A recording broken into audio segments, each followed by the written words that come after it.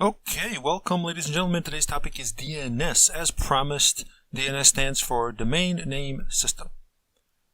So the easiest way to actually describe this is if you pull up your command line, and I want you to do the same thing. Do the same thing on your computer right now. Type in ping google.com. Alright, so you see the IP address we received right here? 142.251.45.110. I pretty much guarantee you that yours is going to be different right now. But that's okay. Why?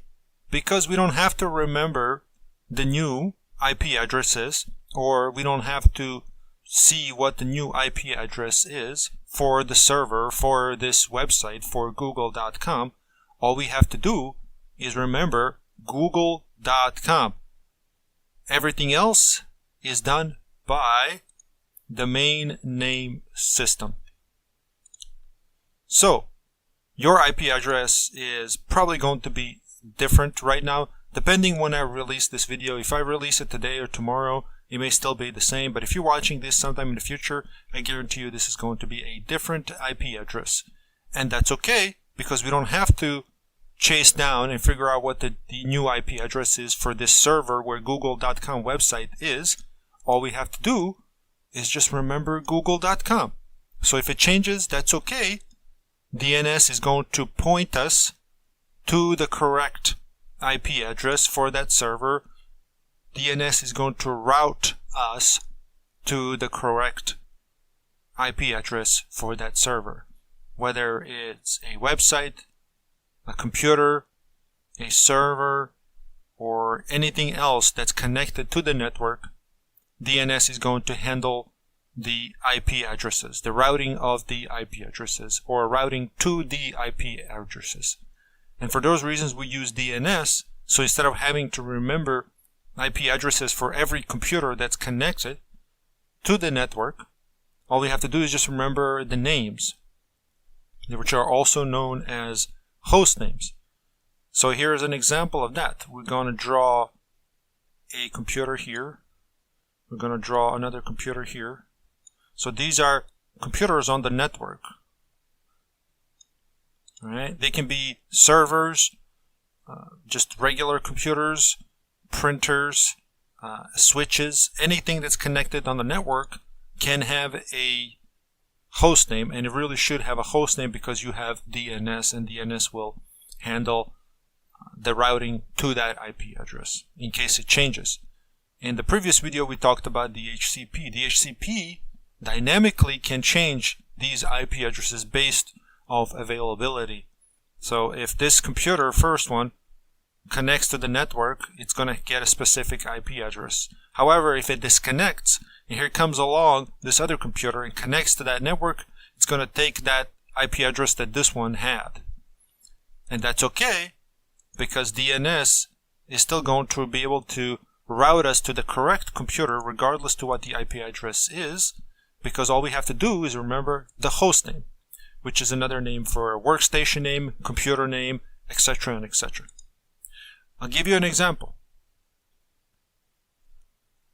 Okay, we're going to call this computer. You know how your computer, if you go to system properties of your computer, you will have a name for your computer. You will literally say name of your computer. And in this case, well, let me see what mine is. I'm going to put this aside here for a moment. I'm going to go to System, Information, and right now, the name of the system name here is Kobuman-Laptop. Okay? I'm going to type in the name of this one, which is Kobuman-Laptop. That's the host name for this computer here. That's the host name. So in order to reach my laptop over the network, all I have to do is just remember its name. Otherwise, the IP address for my computer is, and we're going to find this out. We're going to open up command line, caps lock. Well, I had caps lock on. I'm going to type in ipconfig /all, and IP address for my computer right now is this, which is, it says here IP version 4. On the current network, my IP address is this, 172.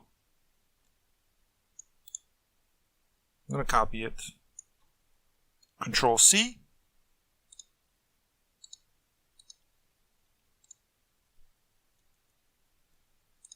So that's what it is right now. But it can be anything.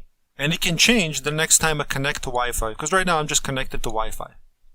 So it can change at any time. And that's okay. Because all I have to do is just remember and keep track of the name, or what's known host name of my computer. Same thing goes for any other component on the network. So let's say we have a server, which is called serve1, and it's this one here. That's all I gotta remember. I don't have to remember that, for example, the IP address for that is, well, let's go with this theme here, 172.17.231.256. It doesn't matter. I know that serve1 is the name of that server. So I can open up remote desktop, right? Remote desktop. And if I want to reach my laptop with remote desktop, I can just type in kuboman-laptop into remote desktop. And if I want to reach the server, I can just type in serve1, just like this. Serve1, hit connect, hit enter, and it's going to connect to it as long as it's online. But since we just made up this name, of course it's going to give me an error, right? So it's a fictional server. But my point is, we do not have to remember the IP address. So same thing if this is a printer here. We can just name it printer 1.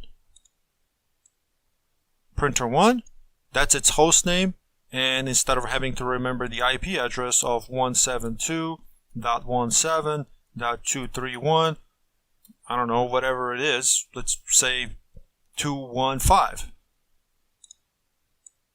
I do not have to remember that. I just need to remember what the printer 1 was. That's the name of it. And that's pretty much what DNS is in a simple, just a very simple manner, simple way of explaining it. DNS is used for routing and for ease of use for the network. Imagine if we had to remember all the IP addresses for each component or of the network, or each computer that's connected to the network. It would be chaos. This is why domain name system was invented. And it doesn't help that DHCP,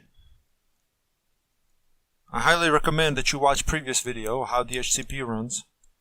That DHCP does its own thing on most of the network.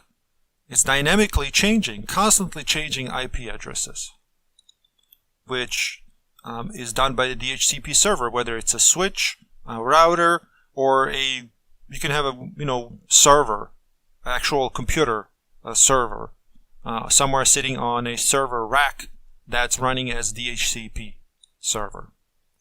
So it's constantly changing, and if you have 1,000 computers on a network, for example, who's going to remember all the IP addresses? All you have to do is have the host names available. I think I'm going to leave it at that. So this was a quick tip video. I hope you enjoy it. Please don't forget to subscribe, because this is my secondary channel and it would help to get it to 1,000 subscribers. I really appreciate it. And I think that's that. Look forward to more videos.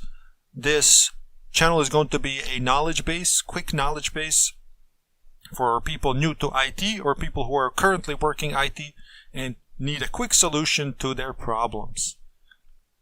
So every other day there will be a quick short session video that might be helpful to people that are watching. All right, I hope you have a wonderful day and take care. Bye bye.